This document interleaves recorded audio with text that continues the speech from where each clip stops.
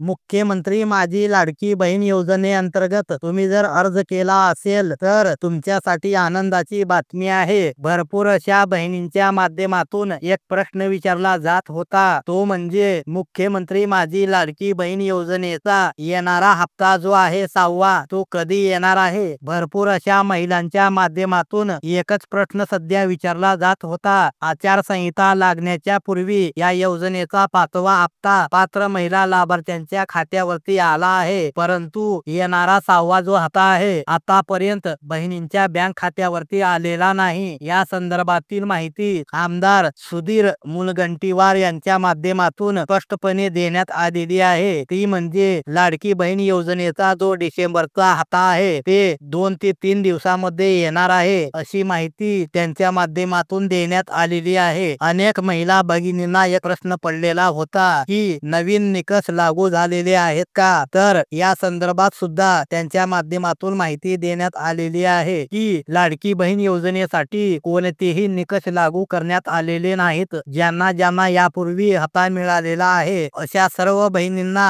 नक्की हप्ता मिळणार आहे। तर पुन्हा भेटूयात नवीन माहितीसह, नवीन अपडेटसह। धन्यवाद।